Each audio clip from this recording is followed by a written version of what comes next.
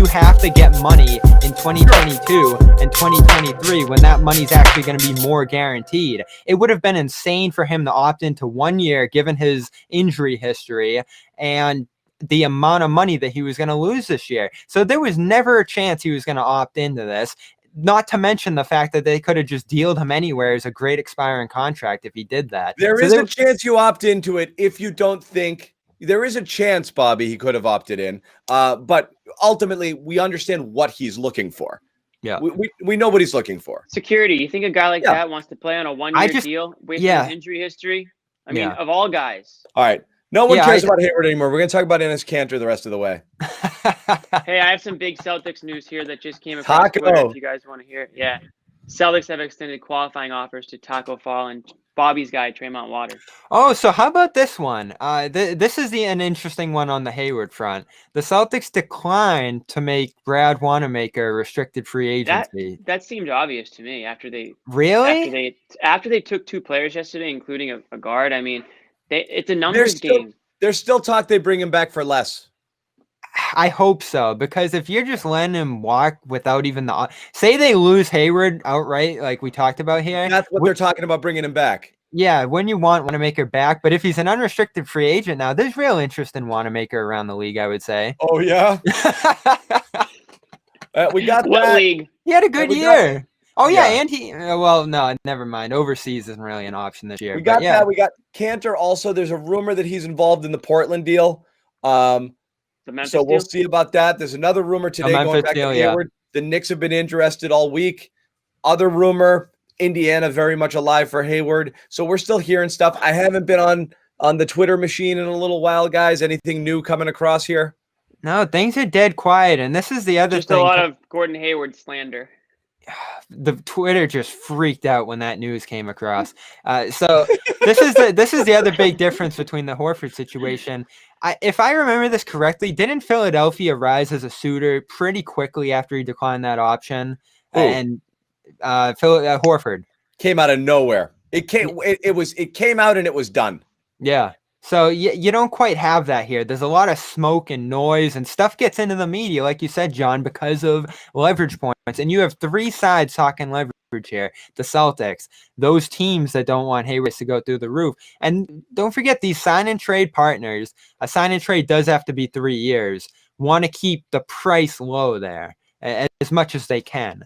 So if there was a obvious outcome to this, things would be a little more quiet, but instead you're just hearing about all this different stuff. Which is funny is I go back to the notion that I think still possibly option A is still trying to work out the extension. And this, in fact, is as simple as they're like, well, opt out and we'll just keep going here, you know? So they because that's the easiest way to go. That's the easiest way to go. It's definitely the only option at this point, since he wasn't, what's funny is, and here's what I find interesting. Why was it for so long?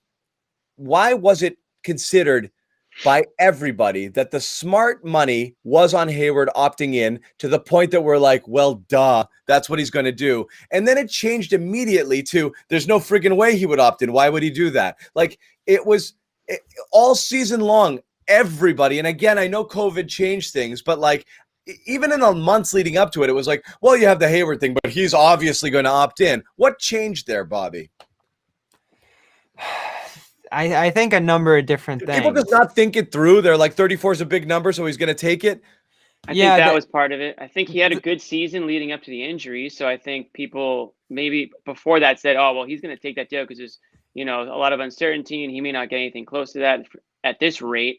And then the way things played out, and I think a lot of things we didn't realize, the business side of the NBA, contracts and taxes and all this stuff, and which teams are going to be available for, and who's going to have interest. We didn't really think about all that. The luxury tax is real, and I don't know that Celtics numbers until you see what they signed for. But we were talking about this right before we began the stream, and anybody out there who saw the news, Kelly Oubre was traded to Golden State. Okay, Golden State prior to the deal was $66 million in the hole on the luxury tax. Okay, Oubre makes $14 million a year. Oubre is going to add $68 million more to Golden State's And they're a luxury repeater tax. They team, are too. essentially paying Kelly Oubre $80 million this year.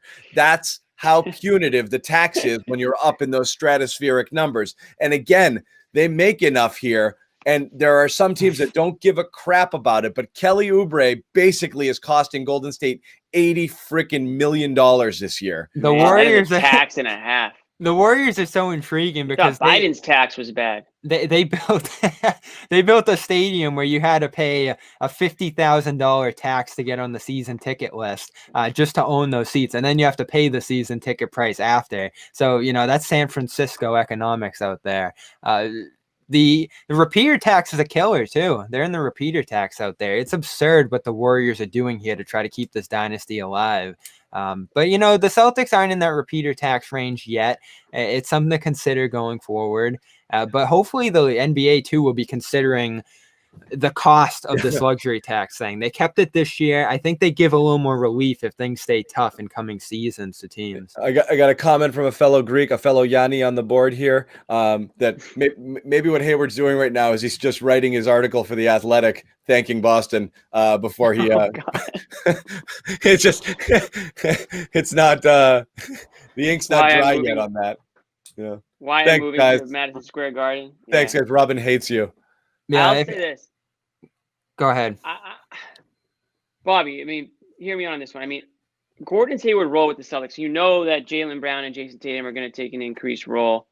You know that, if Kemba Walker if he's not going anywhere, he's got the ball a lot. He's taking a lot of shots. It gets to the point where Gordon Hayward is most likely going to be your fourth option at best next season. At what point do you say this guy's as a fourth option? We can't pay this guy this much money if we want to, shore up our bench, or if we want to spend money elsewhere or focus on guys like Tatum in the future. Is he essentially, I know he's not a role player, but is he trending in that direction on this team? And is that part of the reason why the Celtics might be hesitant to re-sign him at $25, $30+ million a year? And then you turn into like the Detroit Pistons, where you're paying an absorbent amount of money for just a bunch of role players.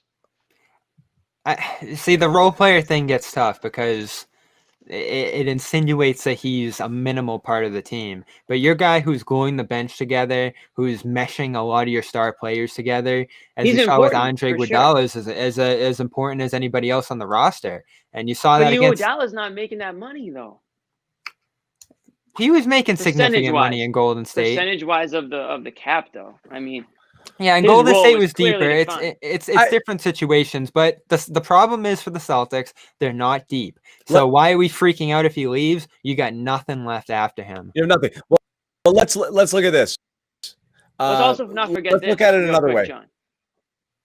Gordon Hayward also left the Jazz, and they did pretty well for themselves pretty shortly after Gordon Hayward left. But Gordon Hayward was a much bigger part of that. Absolute one-in-a-decade home run. And so did the Celtics and Jason Tatum. I'm saying they hit it at 13. They hit it. Aaron Naismith. Huh? Don't maybe Aaron Naismith becomes that guy. I know, they hit it at a spot you don't expect to. That was an unbelievable turnaround when you literally were like, holy shit, this guy we picked up at 13 is literally one of the top 20 players in the NBA. They got excellent. They got excellent karma. So I'm not married to bringing Hayward back, as you speak about, Jimmy. If you do a trade here, that's good. That's quality. I like the Indiana idea. You can have some depth on this roster. You can have some flexibility going forward, and I still think you can be pretty good next year. So I'm not going to freak out if he's not on the team next year because they do a sign and trade here. You just have to position yourselves to be in a good spot to win next year because this team's in that place, and you can't take championship contention years for granted because you think something's going to be in place in 2024. What did we say with the 2019 team? This team's built to go to 2025. Next year they were gone. Like, you just don't know. Again, if you sign Tatum to a max deal, and I keep saying the same thing over and over again, you're looking at 2023 as the time when you need to be well positioned because it's going to be the last year of Jalen's current deal and the clock starts ticking on Tatum. And that's where you need to be ready to have it all. I do not believe that you're not selling out the future and tying yourself up with things that you don't want beyond that portion of time. Okay, that I really think that. I think that that's one of the issues there too, and you could be stuck between 3 and 4 year deals. I don't believe they're looking at it as a window closing when your two best players are 22 and 23. We know got some that news theoretically your window's 8 years long, as long as you can keep them here and build around them. You don't have to do it tomorrow. Yep. What do you got, Bob? So this is Mark Murphy. Hayward's opt-out is being viewed as a formality. League source says it's still possible he returns to Celtics in restructured deal unless, a la Al Horford, he receives a home run offer from Atlanta or New York. And quote, Gordon doesn't even know right now. So Bob, what was the last part? Gordon doesn't even know right now. This whole thing makes sense because what you said, Bobby, is that NBA is extremely strict on the tampering front leading up till tomorrow. So it prevented Hayward from really being able to dive in, or his side from really being able to dive in, allegedly, on what's out there, what's available. For him. You heard the first real stink ever on tampering last year in the NBA because Kemba committed to the Celtics about 3 days before that period opened up.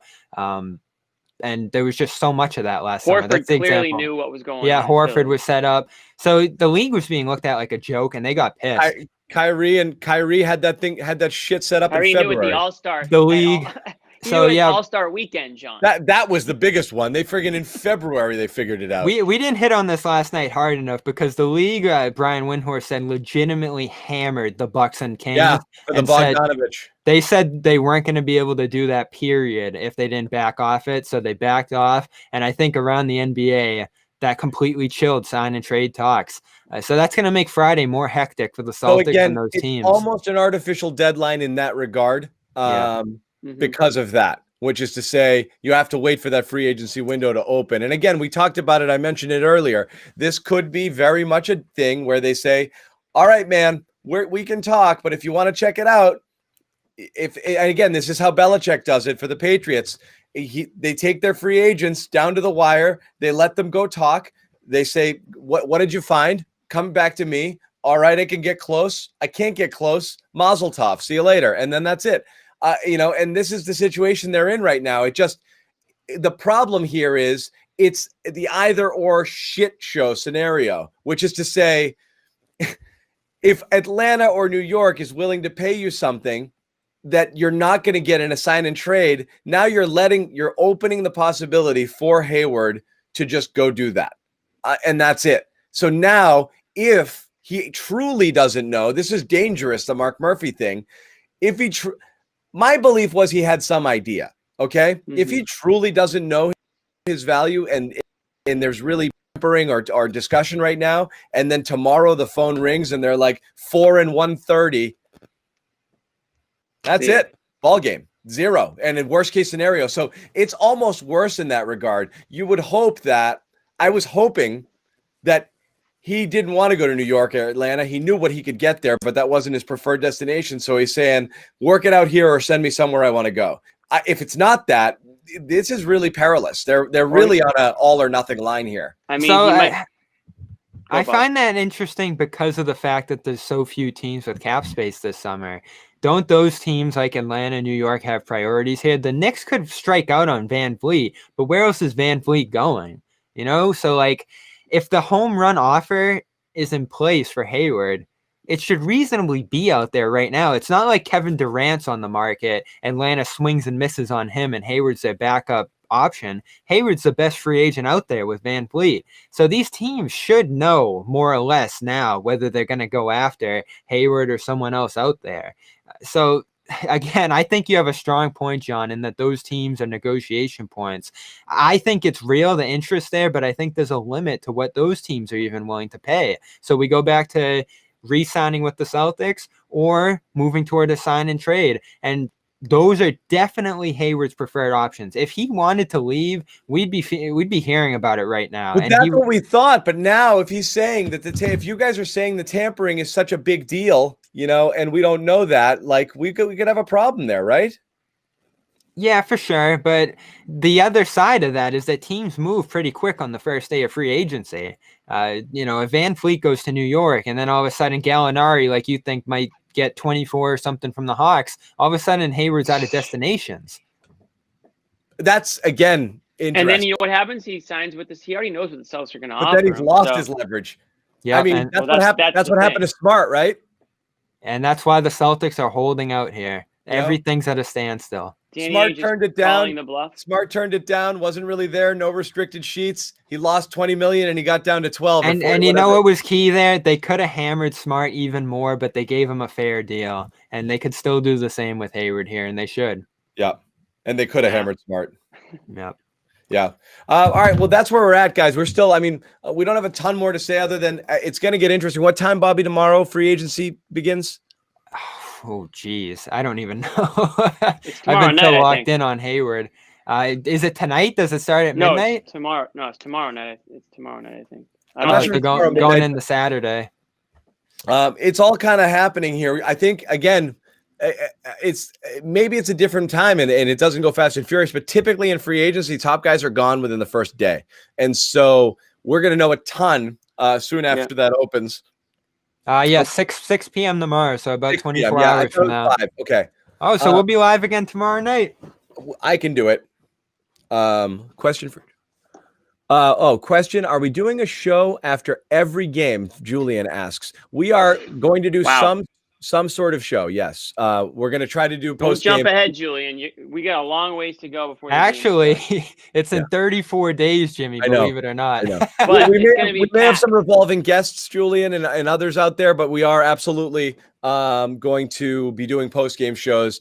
Hopefully, split from here in the Garden. We'll hopefully have some people down at the Garden. And some people here or, remotely, again, hopefully at our studios. Right now, everybody's in their homes, but we do have a studio set up. We'd love to be able to be out there in the world doing this thing. And then out there at the Garden, the way we normally are, Jimmy, we haven't been there since February. But yeah, and Julian, thank you very much for saying that. We'd love to. We're going to do something for sure throughout the course of the year with Bobby, Joe Sway, a whole cast of characters. It's going to be great. Anyway, new sub. Thank you, Craig. Anybody out there who hasn't already, and if you are enjoying this, and we've loved it the last few days, having people out here, if you can, subscribe to the channel. You're going to get notifications when we go live. We'll do it again tomorrow at free agency. Any major news, and then certainly during the season, post game and things like that. So absolutely, we will be doing that as well. Let's put a bow on this, guys. We got news to put a bow on this. You guys are going to love this one. Semi Ojeleye is back. His option has been accepted. For $1.75 million. Okay. All right. Bring the band back. Well, he might be starting. He might be starting at this rate. That's your start. So for all you who want to dump Gordon Hayward, get ready to hear number 37 called in the starting lineup next year. If not, you want a sleeper? You want a sleeper for Hayward? Who's that? Toronto. Don't think Bobby's second home. Once Van Vliet goes, I'll go with him. Bobby, it's a trade. That would be something. I don't know, but that would definitely be something for sure. As long as the Giannis possibility is there, Toronto's staying flexible. They could keep Van Vliet if they don't believe in that, though. I can't do Semi. I used to love Semi. I don't know what happened. 3-and-D guy. He was so good in college. I don't know what it is. He doesn't even resemble the player he was in college. He was so much more fluid and athletic. He's so stiff as a pro. I think he's honestly too jacked. He could jump to the gym. He was much better, and he was agile. He could go to the hole. He could finish around the rim. It seems like he can. He doesn't use any of his leaping ability and athletic ability. All he's been doing is curls, John. All you do is angry weightlifting. My favorite thing during the Kyrie disaster of a year was after a shit loss, all you'd hear when we'd be in the locker room was Semi Ojeleye just slamming weights next door. Angrily lifting because he'd never play, so we'd go get all of his friggin' energy and anger out after the game, and we would just hear ka-chung, just stuff just slamming into the ground. Oh man, I'm kind of, yeah, I'm disappointed for him. I felt like he could go to a different team and maybe get into a bigger role and, actually fulfill some of his promise. It doesn't look like it's going to happen in Boston. Agree. Semi is better than Yabusele. That is true. We will never speak by default. We will never speak of him again. Hey, never forget the time we used him as the Giannis stopper in that 2018 series. Yeah. That was something. Pig dog. Yeah. Anyway. Semi's just filling on a roster. Oh yeah, spot. we don't have enough guys to fill out roster spots. Thank God. Thank God he could fill that role. Oh, that would be something. So Darwin here. I don't think Gordon's gonna go play with Kyrie. So this is where we're at. Do they even have a roster spot to re-sign Hayward? Cantor opts in. Semi's here.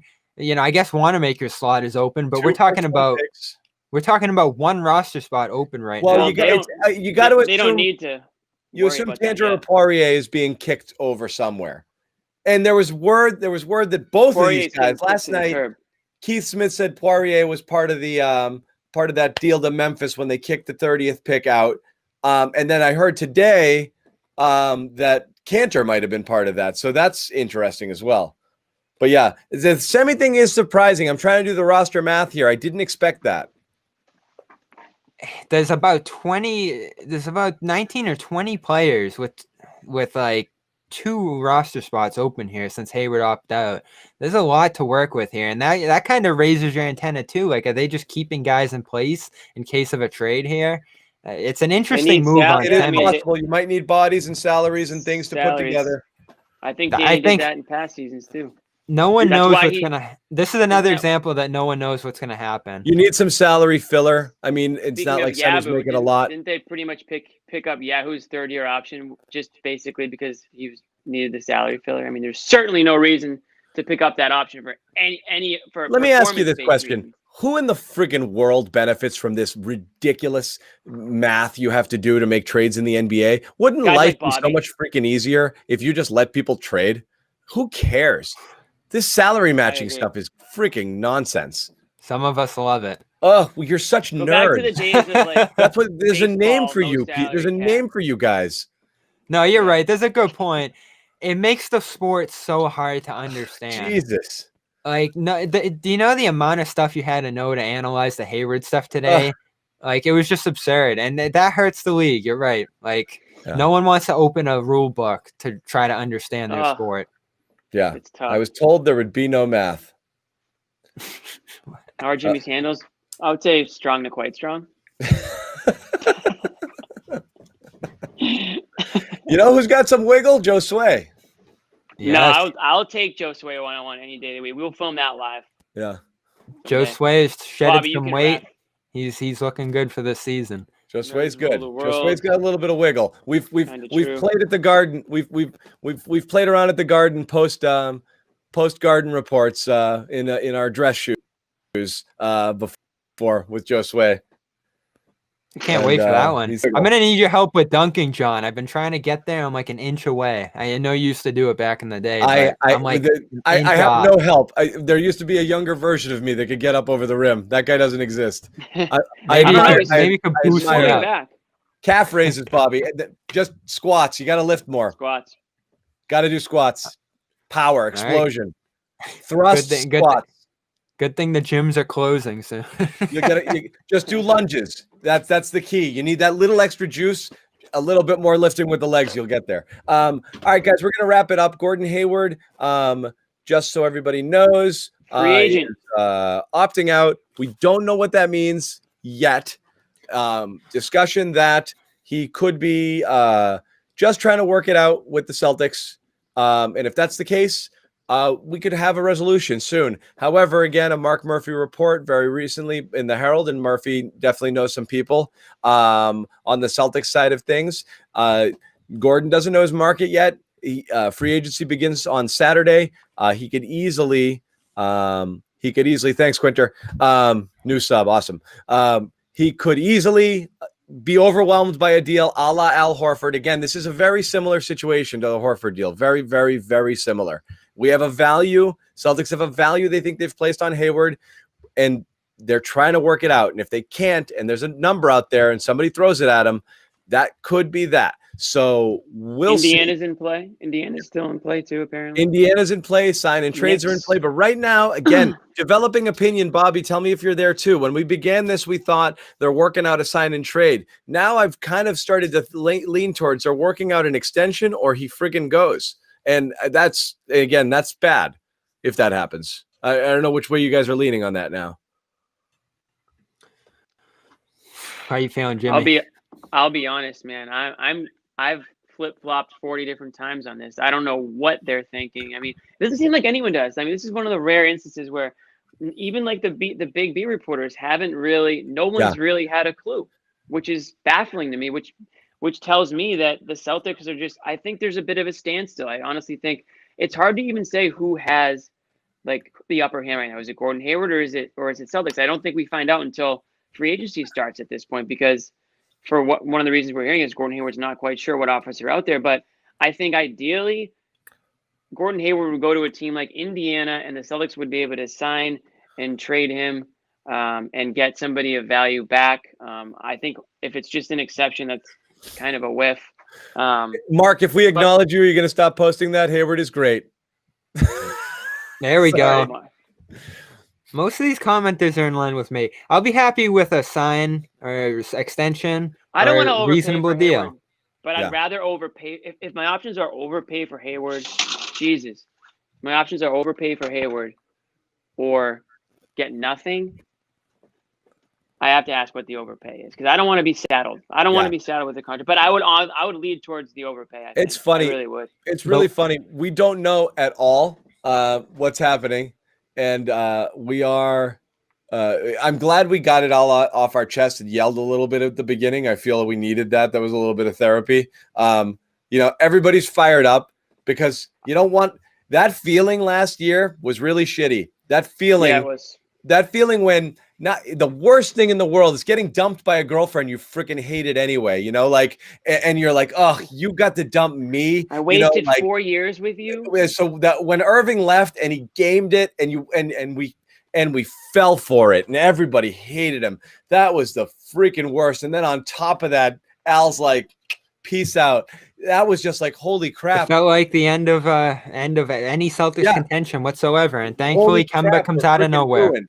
And it's not quite the same here, but you'd be in a bad place if Hayward you leaves left. for nothing. It's a massive step back, and it's just like, and it's gonna, and there is no remedy. Before, you always felt like, well, we still got picks. We got the Memphis pick. We got this. We got these guys. We're out of the next thing. And Danny having missed, Danny mucking last year's draft, and again, you're picking where you're picking there. You can't assume you're going to hit a home run, but just coming up completely empty there. And we'll see what happens with this one.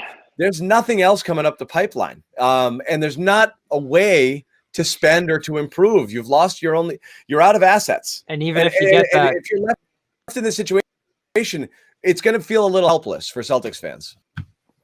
Yeah, and even if you get that exception, who are you going to use it on? Is there a big target out there? Do you have the assets to acquire that target? Because teams just don't take exceptions. They need assets too. And the picks aren't there for Boston. The player assets aren't there unless some of these young guys come along. We know that from draft night because of their inability to move up.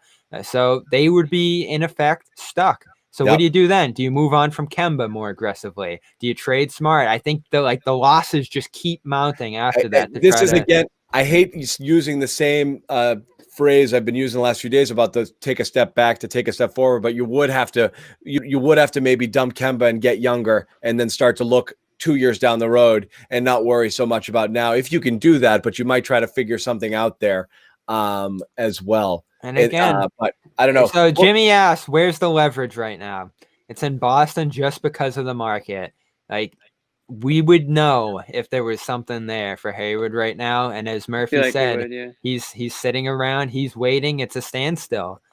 So hopefully this doesn't go all the way into camp. But like I said, the advantage for the Celtics is that market moves fast. So if the suitors dry up for Hayward, we're going to know. The leverage is with Hayward simply because I guess all he has to lose is money, and he'll find a home one way or the other. The Celtics have a ton to lose because It's just they have more to lose. I'm not saying all you have to lose is money. It's millions of dollars. You make these gambles all the time when you enter free agency. You think you have a market. It's there. It's not there. Certainly it's real. But a guy who's made as much money as he's made, he's gambling on a few million here or there with always the possibility that he could, sign 2 years and try to sign. I mean, he has some options, but no matter what, if he misses, he's not going to miss by a ton. The Celtics cannot have him walk. So what we don't know, the leverage. What we don't know is the concern about the role. He has the leverage. Team. Yeah, Jimmy, as you said, as your opinion develops. Sorry to cut you off, Bobby. You may start coming back towards overpay. Yeah, I mean, maybe because the other option's sitting there with what in your hand. It sucks, I mean, like you'll be starting Semi, Jimmy. So not that it matters, but the Semi opt-in still gives the Celtics to move on within 3 days, non-guaranteed salary. So not a huge deal there. So another formality. Yep. All right. Free agency time. And we continue to wait. I feel like every deadline that passes, we wait for the next one. All right, guys, that's it. We are going to wrap it. Thank you for joining. This was an awesome audience. We were packed the whole time, more than we had for the draft. Angry audience or what? Huh? I couldn't see was it an angry audience? A lot of people are mad at Hayward and they say, John, get him out of there. There's some emotional stuff there. A lot of people kind of seeing the same thing, different sides we've taken, make the trade, sign him, overpay him. It's a bit all over the map, but I got to ask you this, John. I think a lot of people would feel good. I feel like consensus out there right now is if there's a move they can make it. Guys, I love getting the Celtics perspective from you. Has any player ever moved the conversation needle like this guy? It's insane. Anytime you put his name out there, 10,000 people want to talk about him. Hayward? Hayward, yeah. I've never seen anything like it. Yeah. Kyrie. Kyrie was a guy. Yeah. I don't even want Rondo, Kyrie maybe. pisses me off more than anything. Only because, and Jimmy was down there with me at the Garden a bunch. And the whole first couple of months of the season, that season where everything went bad, I kept looking around to our guys. I'm like, this guy sucks. Like, he's poison. And everyone's like, oh, hot takes. Don't get me started. It took people so long to see it. He was just doing it. And then he'd make these comments and we'd be like, Jesus, what a jerk. He just threw the whole team under the bus. No, he didn't. It was actually thoughtful. And he's not wrong. And I was just like, what's so interesting with me? It took people forever to get there on him. Then John, the worst thing too is like they'd lose 6 games in a row and like Kyrie would say something awful and then they'd win a game. And then everyone would be like, oh yeah, there's problems in the locker room. There's one guy would smile on the bench. They'd be like, oh, they look like they're angry. And guess these guys hated each other. They hated each other. It was palpable, Jimmy. We're in the locker room. Nobody talked. I've been in. It was the worst locker room. 1,000 locker rooms covering multiple teams. I've never walking into a locker room after a win, 6 guys staring down, getting changed, walking out without saying a thing to each other. A word. Nothing. They hated each other. I've never seen that. And then finally, Jaylen Brown basically just said, yeah, we hate Kyrie Irving. in different words. But and who got all guess who got all the vitriol in the national media? Gordon Hayward. He's getting favorited. He's Steven's guy. He's causing the problems here. And I'm just like, what? That happened. Wade was on that bandwagon. Terry Rozier was playing more than Gordon Hayward that year. I will never get over that awful take. And it was Stephen A. Smith pushing that to the max. I was like, come on. Yeah. I think Rozier might have been a sneaky mini guys, problem again, too. thank you everybody for joining in here. Let's tell you one last time about our sponsor, Manscaped. Nice enough to sponsor our segments. We can keep bringing you this content for free, which is what we love to do. 20% off free shipping with the code GARDEN20 at manscaped.com. A whole bunch of products you can get: the lawnmower, the weed whacker, the crop duster, ball trimmer. Yeah, all of it. Deodorant, foot powder. Hey, what? Yeah. Cologne. Cologne, a bag, carry it all. You get boxers, hold your bundle in tight. It's great. 20% off free shipping and free shipping with the code GARDEN20 at manscaped.com. We love it. Yeah, Can't wait. I mean, I'm waiting for my next shipment. Like I said, the 2.0 couldn't any hack girls it on watching? this. Hey, we got 500 plus viewers right now. Any girls who are on this? You got a boyfriend or you got a It's husband? Christmas. Yeah, it's a good Christmas gift. It is. Stocking stuffer, and it might benefit you too. I mean, it's easy and it's great. It might make them self-conscious, but that's okay. Sometimes guys you want to make them self-conscious to keep the upper hand. I didn't know how poorly dressed and groomed I was until I found the right woman to tell me, like, yeah, you can't do that.